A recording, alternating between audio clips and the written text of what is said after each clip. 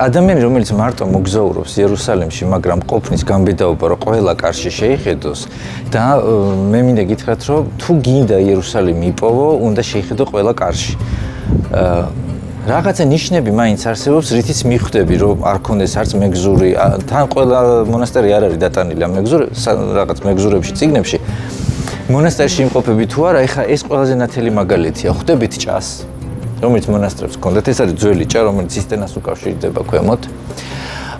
როგორც წესი, ეს დიდი მონასტრები უმეტესობა ეკუთვნის იერუსალიმის ბერძნულ საპატრიარქოს და სადღაც აუცილებლად ნახავთ აი ესეთ დროშას, რითიც მიხვდებით, რომ ეს ტერიტორია ბერძნული საპატრიარქოსია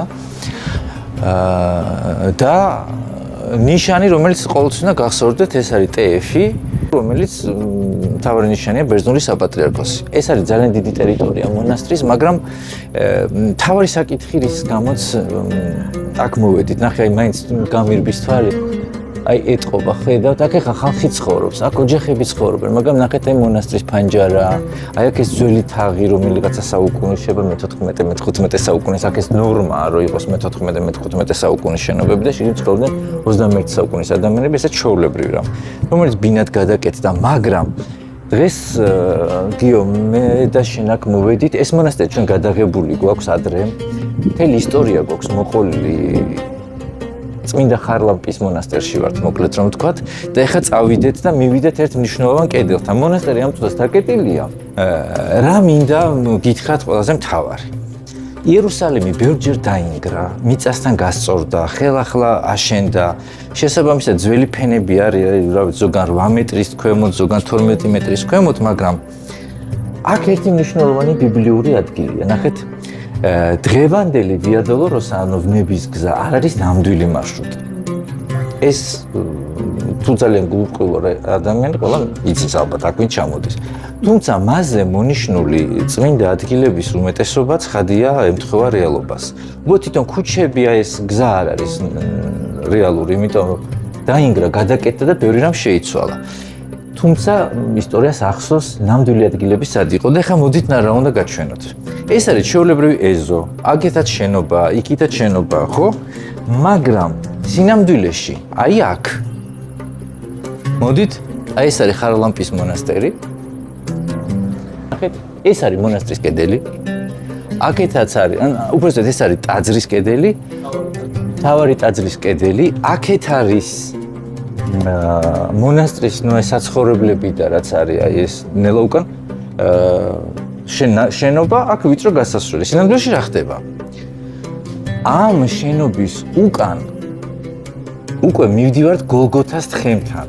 დღეს, როდესაც აღდგომის ტაძარში მოდიან, ყველას უკვირს, რომ ესეთი პატარა ქვა როგორ არის გოლგოთას მთა. სინამდვილეში ეს არ არის, ჩვენ გაჩვენებთ იმასაც, რეალურად საიდან იწყება გოლგოთას მთა, ასე ვთქვათ. ჩვენ ეხლა გოლგოთას მთაზე ვდგევართ, ნელ-ნელა უახლოვდებით იმ ადგილს, სადაც იდგა ჯვარი. მაგრამ აქ იყო ქალაქის გასასვლელი.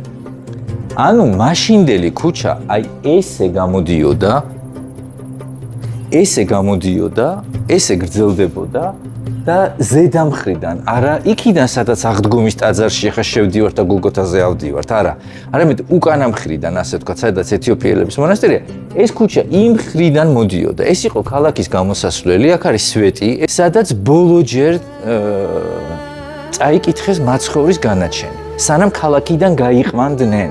ანუ დასჯა ხო ხდებოდა ქალაქის გარეთ და სანამ ქალაქიდან გაიყვანდნენ, ბოლოჯერ წაუკითხეს განაჩენი აქ აი ამ სვეტთან. ეს იყო გამოსასვლელი და არ ვიცი, მაინც იცი რამდენად ზუსტია ეს ინფორმაცია, მაგრამ ისტორიულ წყაროებში არსებობს ესეთი ცნობა, თუ რატო წაუკითხეს ბოლოჯერ აქ მაცხოვარს განაჩენი. თურმე როგორც ამბობენ იმ ეპოქაში, იმ პერიოდში იყო ასეთი რამ, რომ სანამ ქალაქიდან გაიყვანდნენ ვინმეს, სანამ სიკვდილით დასჯიდნენ ნაწამებ, მოკლედ სანამ გაიყვანდნენ დასასჯელად, ბოლოჯერ როცა განაჩენი იკითხებოდა, ეს გულისხმობდა შესაძლებლობას იმისას, რომ სანამ გამოიყვანდნენ თუ გამოჩნდებოდნენ ადამიანები, რომლებიც ასე ვთქვათ, გაპროტესტებდნენ ამ აქტს და იტყოდნენ, რომ ის არ არის დამნაშავე ან რაღაც ესეთი, ხელახლა უნდა გადახედილიყო, ასე ვთქვათ, ეს საქმე, ანუ რაღაცა სამართლიანობას იცავდნენ ამით. აი სწორედ ეს ადგილია, აი ეს კედელი, ეს ქუჩა იყო აქ, აი ესე გამოდიოდა ეს ქუჩა, გაელვიდა აქ და ზემოდან ავლიდა გოლგოთას და აქ არის სვეტი, რომელიც იყო ქალაქის გასასვლელის ბოლო მოედანი. ანუ ის სვეტი იყო ამ მოედანზე, როგორც ძველ ეპოქებში იყო ხოლმე შუაში რომ სვეტი იყო რაღაცა. დღეს ევროპაშიც არის, განსაკუთრებით იტალიაში ესეთი ადგილები, სადაც არის სვეტი, პატარა მოედანია და იქიდან უკვე გადის სხვადასხვა ქუჩები. რაც შეეხება ქართველთა ყოფნას წმინდა ხარლამპის მონასტერში, ამაზე სიმართლე გითხრათ, გარკვეული ესეთ რაღაცა დიდი ცნობები არ არის, თუმცა ჩვენ ერთი რამ ვიცით, რომ იყო პერიოდები, როდესაც საერთოდ ქართველები ფლობდნენ ამ ქალაქს, ამაზე ცალკე მოგიყვებით, ის რომ აქ მრავლად იყვნენ და ყველგან იყვნენ, ესეც ვიცით, თუმცა თავად ამ მონასტრის აშენების ისტორია თუ ვინ აშენა, პირველი ვინ იყო, ეს არის დაკარგული. ზოგადად აქ ბევრი რამე დაიკარგა ყველას. რატომ? 614 წელს შემოდიან სპარსელები, რომლებიც ყველაფერს მიწასთან ასწორებენ და ხოცავენ ხალხს, ინგრევა მონასტრები, იწვება ბიბლიოთეკები, არქივები, საცავები, ანუ ისტორია იშლება.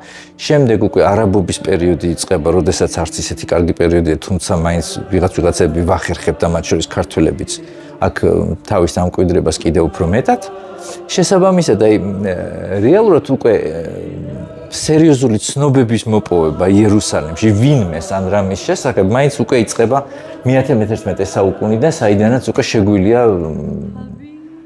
აი ბევრ რამეზე ვისაუბროთ. მაგრამ მონასტრები, რომლებიც ძველი აგებულია, ცხადია მათზე ცნობები არ არის. თუმცა აქ არის ერთი მარტივი ესეთი წესი. რა თქმა უნდა, ეს სიმართლეს არ შეეფერება და ეს ისტორიკოსები მაიციან, მაგრამ იერუსალიმში მოკლედ, რაც არის ძველი, აი მე-8 საუკუნემდე, ხო? ან მე-6 საუკუნის, მე-5 საუკუნის, მე-7 საუკუნის. ან ააშენა დედოფალმა ელენემ, ან ააშენა იუსტინიანემ. ეს არის როგორც წესი, თუ გინდა რომ რაღაცაზე თქვა, რომ აი ვიღაცის ისტორია გადაშალო, ვისაც ძველი ისტორია გიტყვი, რომ ეს დაწერ წიგნებს, ესეთი არის მილიონი, ყველა მაღაზიაში იყიდება. იუსტინიანემ ააშენა, დედოფალმა ელენემ ააშენა. სინამდვილეში ესე არ ყოფილა ეს ისტორია. ეხლა წავედით.